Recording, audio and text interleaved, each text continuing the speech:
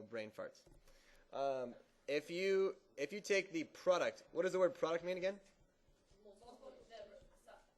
Multiplication. The product of the slopes of two lines that are perpendicular will always equal -1. Has anyone ever seen this particular representation of perpendicular lines before? Okay, let me give you an example really quickly, okay? Yes, correct. If I give you a line that has a slope of 5, okay, what will the slope of the line perpendicular to that line be? -1/5. You guys agree? So I have 5, -1/5. Take those two numbers, multiply them together, what do you get? -1. You will always get that in the case of two perpendicular lines. So the product of their slopes will always be -1. Hopefully that's something a little bit new to add to the... That's what I was trying to say before. I totally agree. It's awesome. Okay, I'm going to give you a point. The point I'm going to give you is the point 3, -5. And I'm going to give you the equation of a line. The equation of a line I'm going to give you is x plus 4y minus 8 is equal to 0. All right? And I want you to accomplish two things with your families of math here. In part A, I would like you to find the equation of the line that is parallel to our line given here, x plus 4y minus 8 equals 0, but also passes through the point 3, -5. Okay, so find the line that is parallel to x plus 4y minus 8 equals 0 and passes through the point 3, -5. Did everyone understand? Okay, did you guys come up with a slope of -1/4? Yeah. Okay, so your slope is -1/4, yes? Okay, you've been given a point and you have a slope, so we're going to use point slope form. So I'm going to say y minus y1 equals m, x minus x1. So I'm going to say y plus 5 is equal to -1/4 times x minus 3. Everybody have that on their page? Okay, good. So then I'm going to say y plus 5 is equal to -1/4 x plus 3/4. Everybody okay with that part so far? Yes? You with me? Okay, good. Now I'm going to subtract 5, right? So y equals -1/4 x plus 3/4 minus 24. So what did I just do? I turned 5 into a fraction of 20/4. So then I have y is equal to -1/4 x. Is that minus 17/4? Yeah? Okay, now I want it in general form, which means I want 1/4 x plus y plus 17/4 example, all right? Take a look at this number of people in the alone. Here's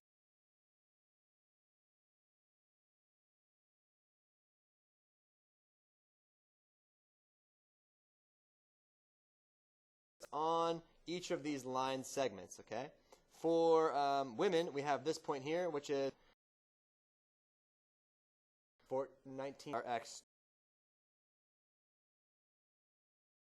and our y2. For men, this one, x1 and our y1, 2 and our y2. I'd like the two groups to that wall to focus on the women. I'd like these two groups over here in the front focus on the men.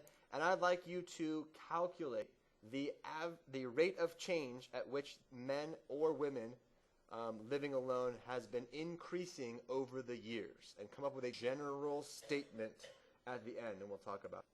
Okay, everybody understand their task? Yeah. Okay.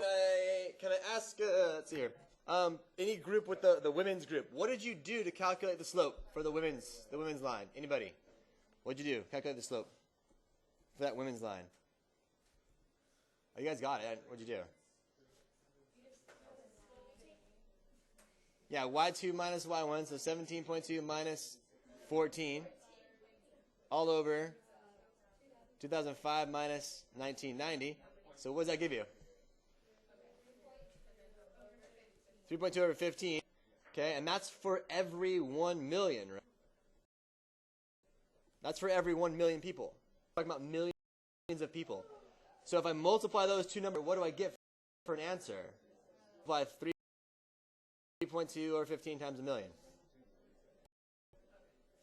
Okay, you guys need some. Oh, look, there it is. is right there. I did it last class. Sweet. 200.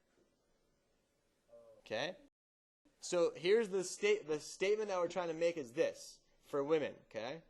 Between the years of 1990 and 2005, the rate at which women lived alone increased at 213,333 people per year. Does that make sense to you? That's a cohesive statement involving what we're talking about, right? So for the men, what did you guys come up with? 250,000 men per year. Men's about 250,000, about, right? Men per 1990 and 2005. Okay, great, awesome. How does this fit into what we're talking about here? We're going to talk about average rate of change.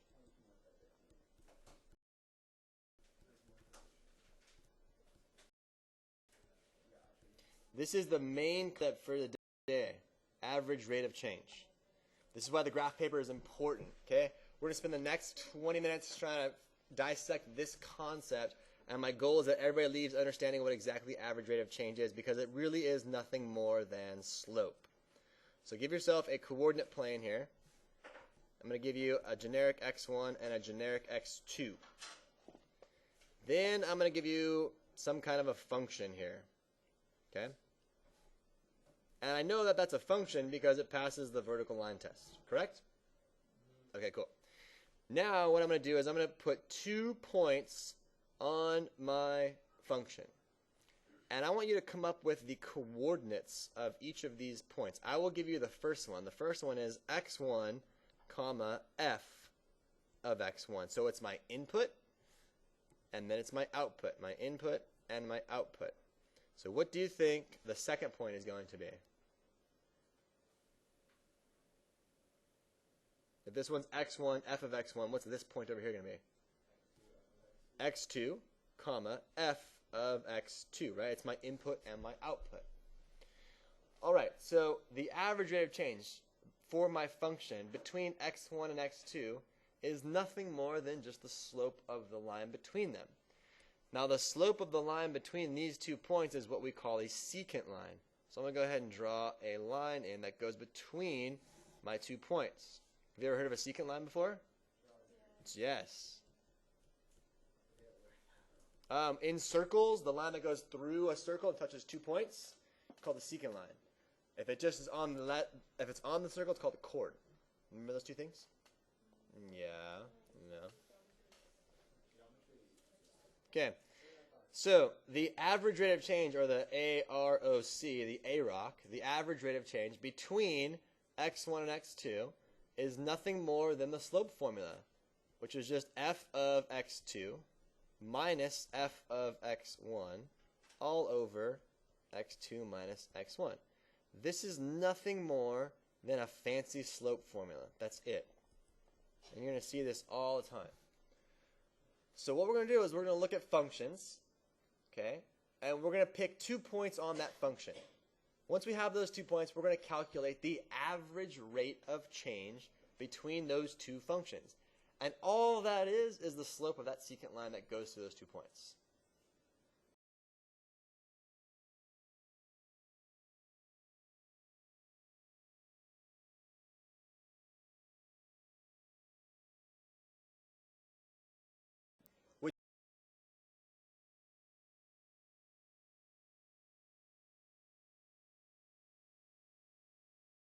Which means that we do not grow the same amount per, right?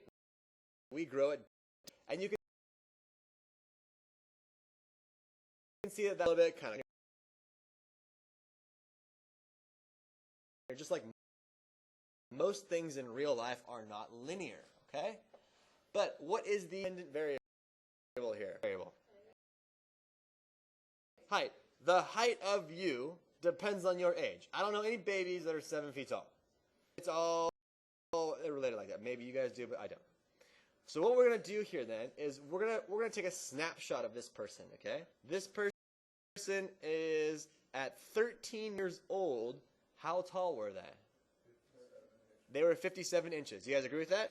Okay, at 13 years old, check it out. Here's x, and here's f of x1. There's an input and output. At 13 years old, 57 inches tall. At 18 years old, how tall was he? x2, f. What I would like us to figure out then is this. Could you please tell me the average rate of growth in inches per year between the years of 13 and 18? Okay? I want the average rate per year in inches per year between the ages of 13 and... All right, Tess, can you sort of explain how you did that for us? Come up with.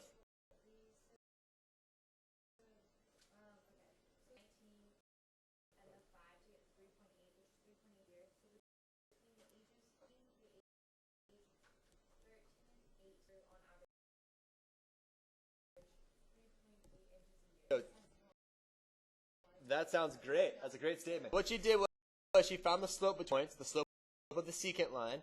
So 76 minus 57 over 18 minus 13 gave you 3.8.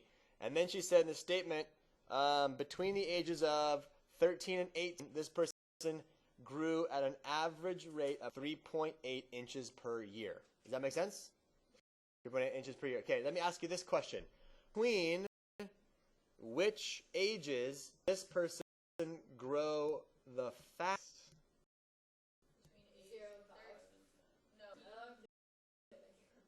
Between which two? Between which ages didn't grow the fastest?